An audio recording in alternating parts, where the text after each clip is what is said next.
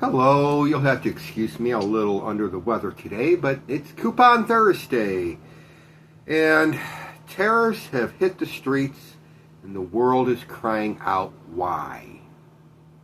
This is the peace party, and this is not a good day for the world.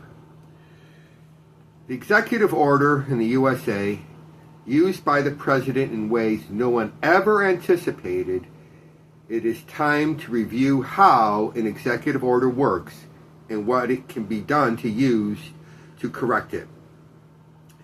It's obvious it cannot and it should not be used for any foreign relations without congressional approval. What is happening right now is dangerous.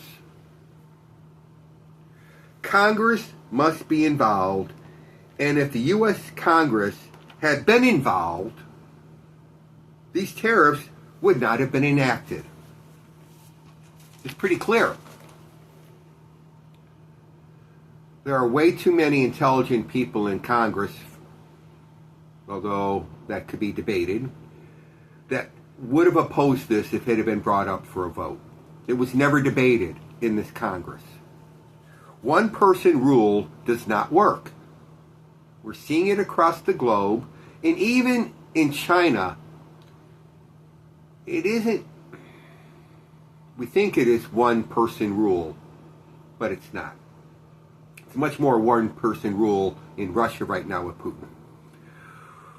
And this is why the Peace Party looks to meet in September to finalize the 2026 agenda. We intend to do so and do things the sloppy way through democracy. We're not seeing democracy right now when it comes to this economic policy. This is one person making the decision for the entire 345 million people in the United States, and then also the entire world. Not one person should be dictating to the world its agenda. The Constitution of the United States must be amended. And when you look at all of the atrocities being perpetuated by this particular president,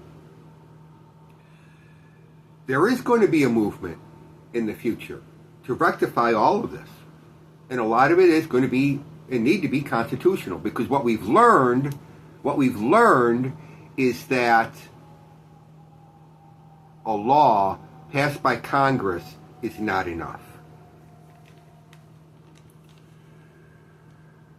Now, on the other front, when 2020-29 finally comes around, the Equal Pay for Equal Work Amendment must be part of the agenda.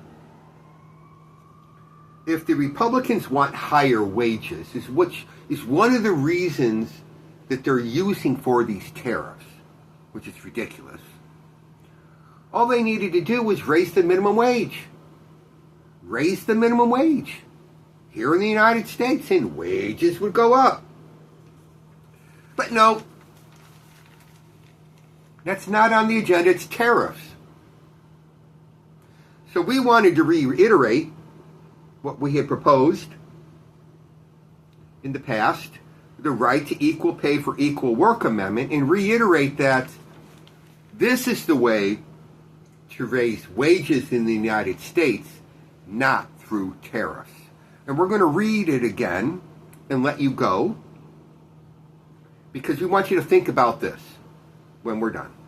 The right to equal compensation for equal labor and receipt thereof in a regular, predetermined, timely manner under the law shall not be denied or abridged by the United States of America or by any state or by any business, legal entity, group, club, religion, person, or persons on account of desire. The right to equal compensation for equal labor. Equal pay for equal work.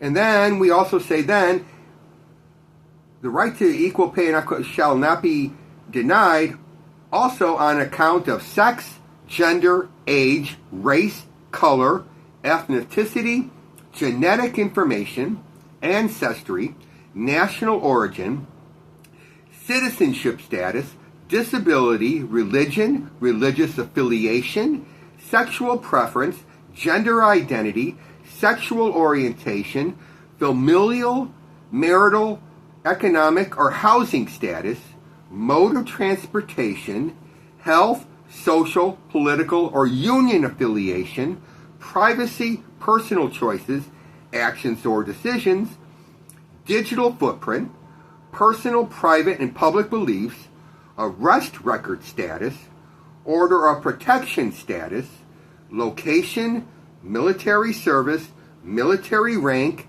military discharge status, or participation in financial institutions, any person. As I said, I'm under the weather. So Section 1 then says, to ensure adherence to this amendment at the local level, each state shall elect 5 commissioners for equal pay and accountability to serve a 4-year term with elections held in congruence with all other state elections. Now, I have mentioned in the past that I had served on the DeKalb Housing Advisory Board in the 1980s. For 15 months, I was part of a 5-person commission. And I saw how well it worked. You know, you brought in 5 people. I represented all the renters of the city of DeKalb. And we had a member of the board who was representing all of the citizens, homeowners of the city of DeKalb. So you had renters, homeowners. So you had 2 right there who in a college town can be seen as opposing forces. The 5-person commission worked. So that's why we say 5 people. Section 2. Upon ratification of this amendment, Congress shall within 180 days present to the President a review of the United States of America workplace environment, providing both an interstate and interstate analysis with legislation providing for training, education, and community outreach, employee education, training, and job placement, community and affordable housing development. The idea that we could solve the problem of wages through an obnoxious worldwide tariff is contrary to economic policy. And it's changing the focus from wages, which need to be raised, to, well, we're going to blame the world for it. The world is not responsible for the United States having lower wages than we need to. The world is not responsible for the problems within the United States' healthcare system. These are things the United States of America needs to accept for itself and solve for itself.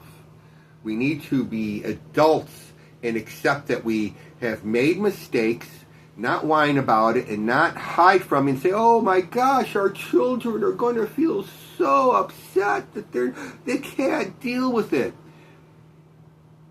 The kids aren't involved, the students aren't involved with this. So talking about people under the age of 18 and how it's going to make them feel is absolutely ridiculous. This has nothing to do with the student body.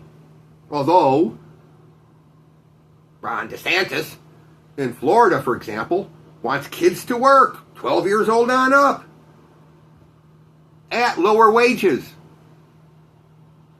So yeah, in the end, students, people under the age of 18 are being affected.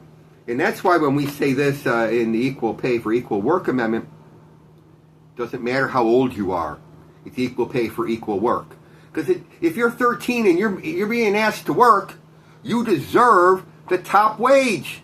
Just because you're 13 does not demean you, does not mean that you're less. You are doing the work.